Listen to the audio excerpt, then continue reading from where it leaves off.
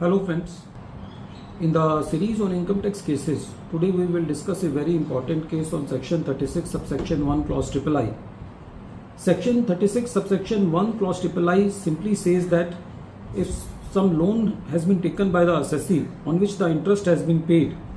the assessee can claim that interest expense if that loan is utilized for the business purposes. The issue before the Honorable ITAT F bench in the present case was that if the assessee do have both interest bearing loans and non-interest bearing funds, and the assessee gives some advances on which no interest is received by the assessee, so whether in that case the assessee has to prove that the interest free advances have been given from the own funds, or it is the duty of the assessing officer before disallowing the interest that the AO has to prove that the interest free advances have been given from the borrowed funds on which the interest is being paid by the assessee. This issue has been decided by Honorable Mumbai ITAT F bench in the case of Fairchem Organics Limited versus Assistant Commissioner of Income Tax. In the present case, the assessee has given some advances for the purchase of plant and machinery, on which advance no interest is being received by the assessee.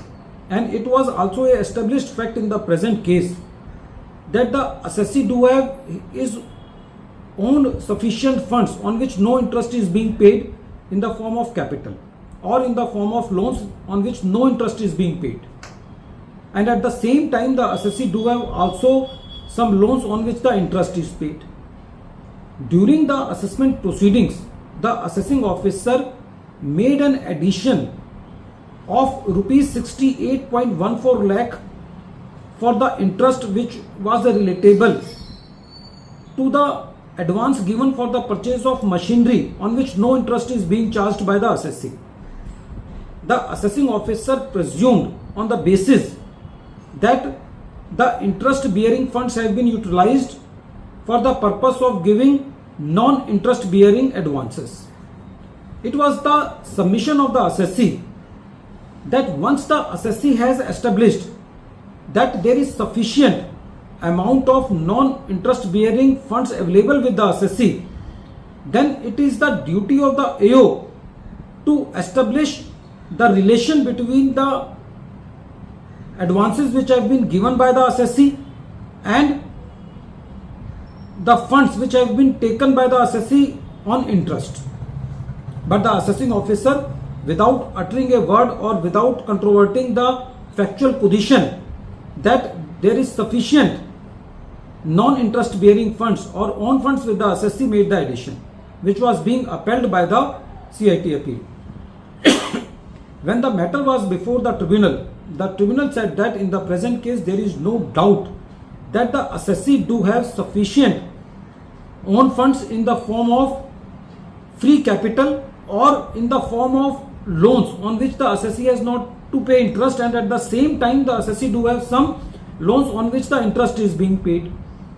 So it is a established presumption that when both funds are with the assessee, that is interest bearing funds and non-interest bearing funds, and non-interest bearing funds are more than the advances given, so it will be presumed that what have been advances have been given, that has been given from the non-interest bearing funds. So the assessing officer has made a basic error in the presumption, and the disallowance made by the assessing officer is not justified. Friends, this case is very important because this case throws light on the very settled issue that during the assessment proceedings, what the assessee has to prove is that the assessee do have sufficient non-interest bearing funds in the form of owned capital or the loans on which the assessee has not to pay the interest. So if the assessee establishes that, then the burden shifts on the assessing officer to establish a nexus between the advances given and between the loans on which the interest is being paid. If that nexus is not established by the AO, then the disallowance under section 36 subsection 1 clause III is not justified and the tribunal deleted the addition of rupees 68.14 lakh made by the learned assessing officer, which was being upheld by the learned CIT appeal. At the end of this video, once again I am repeating the name of the case. The name of the case is Faircam Organics Limited versus Assistant Commissioner of Income Tax, and this case is reported in 137 ITR Tribunal Short Notes 19, and the date of the judgment is 20th March 2026. Thank you, friends.